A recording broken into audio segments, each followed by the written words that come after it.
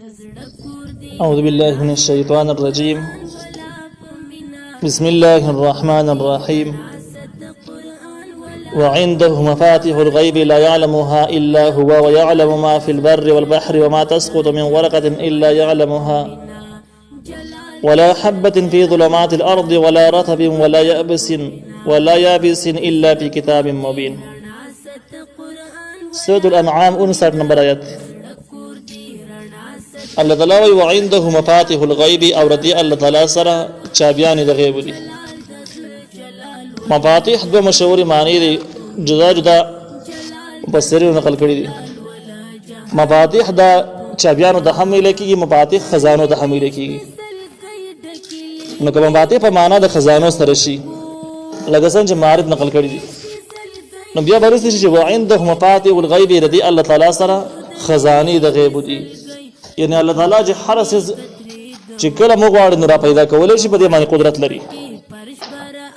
نو کوم مفاتيح په معنا د خزانو سره شي نو دلته کې د الله تعالی قدرتونو ذکر راشي. الله تعالی کامل قدرتونه به ذکر شي په هر څه باندې الله تعالی لاس بار دی. داسې مطلب شي. او کوم مفاتيح په معنا د چابیانو سره شي، مفاتيح الغیب چابیان د غیب. نو بیا مفاتيح الغیب نه مراد علم شي چې د غیب او علم صرف د الله تعالی سره دی. بیا بدل کې توحید په علم ذکر شي چې غیب او علم صرف الله تعالی لري، بل مخلوقاتو کې هیڅ کم نه لري.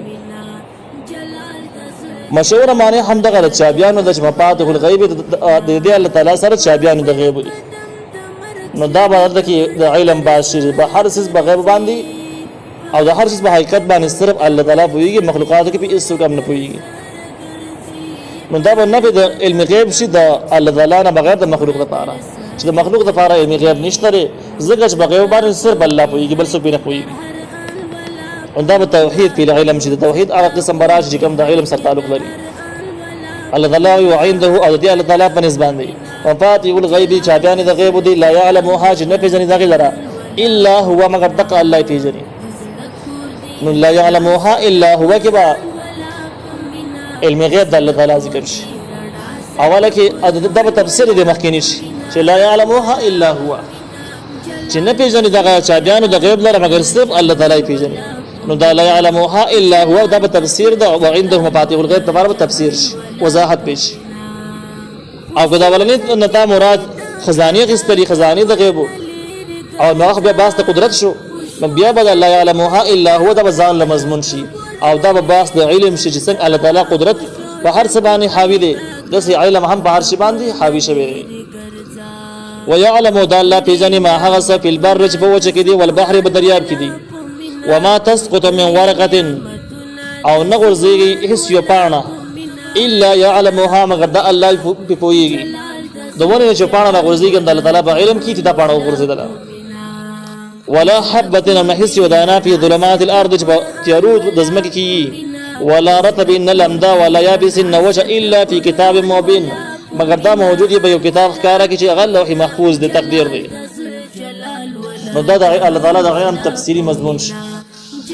الله تعالی علم دسي علم دی چې دا ونه پانی پورې دا اوریدلو چې دا ونه پانی کوم حرکت کوي هغه نه الله تعالی خبري او دا علم الله تعالی ته.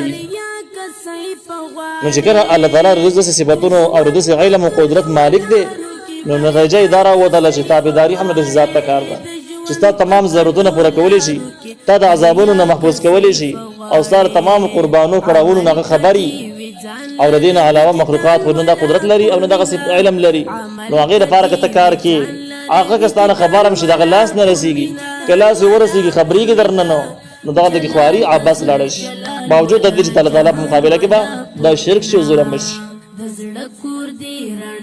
وهو الذي الله غزات يتوفاكم بالليل يتوفاكم بالليل چې او د کوي تاسو بوشتک وفات مشهور معنی چې کوم دي قبض کول او د کول دغه شان د کې د دنیا نه چې کله رخصت شي او ساعت وځي هغه ته توفی ویل کېږي. نو مشهور معنی چې کوم دي نو دلته کې دي توفی مطلب وفات کېدل او د کېدل مکمل قبض کول. قبض معنی مخکې به سورة آل عمران کې تر شوی دا چې انی متوفیک یقینا ز قبض کوم ته رسول الله صلی الله علیه وسلم ته الله ویل قبض کوم اسمان ته بوزم. البته دا معنی ذکر شو دلته کې به اول سر کې چې کوم دی توفا په معنا ده او د کول سره دی الله تعالی او د کوي تاسو د شپې تاسو د شي ويعلم د الله په ځنې ما هغه سو جرحت تاسو کوي بالنهار د ورځې تاسو د ورځې روزګارونه د شپې خوبونه د الله تعالی په علم او قدرت کې دن دي ثم يبعثكم فيه بیا الله تعالی راي خي تاسو فيه بده ورځ کې د شپې موده کې د ورځې بیا راي نو تاسو خوب او تاسو یې خو تاسو روزګارونه د الله تعالی په علم او قدرت کې دن داخلي الله تعالی د خبرم او قدرت به هم بار دي ليقضى اجل مسمى دې د پاره چې پوره شغه نیټه مقرره چې غو مرګ دی شپه راځي او باقي سره د کېږي د ورځې رايخيږي او روزګار کوي دغه شان کې ژوند تیریږي د صد لپاره ليقضى اجل مسمى ته دې د پاره چې پوره شغه نیټه مقرره چې کم اجل در لپاره مقرر دی هغه اجل را ورسیږي ثم الیه مرجعکم بیا دی الله تر ثم الیه بیا دی الله ته مرجعکم واپس کېدل تاسو دي ثم ينبئکم بیا به خبر کې تاسو بما به هغه سمانه کنتم تعملون چې تاسو کول د اعمالو د جزاء سزا به خبر کی هغه به تواوري وهو القاهر د الله تعالی غالب دی فوق عباده د پاسره بندگانو خپلو یعنی په تمام بندگانو باندې لاس بار دی قاهر په معنا د غالب سره دی د الله تعالی کامل قدرتونو ذکر دی ويرسل عليكم حفظه او را لګي به تاسو باندې حفاظت کوونکي فرشتي هر انسان باندې خپل فرشتي مقرر دي د انسان نگرانی کوي حفاظت کوي حتی در اذا جاء احدكم الموت تر هغه پورې چې راشي یو کس تاسو ته مرګ توفته رسلنا نو وفات کوي دلاره فرشتي زمون استاد زمون جگہ فرشتي دي انسان باندې فرشتي هغه وخت پورې مقرر دي چې کړه د مرګ په امر ورسیږي نمدغه فرشتي د سا واخلي او ساتي ويس او دی وفات دلته کې وتا په معنا د مړ کېدل سره وفات کېدل سره دي وهم لا يفرطون او دا فرشتي اس کمه نه کې د الله تعالی په حکم کې چې کوم حکم ودکی کې مقصي کوي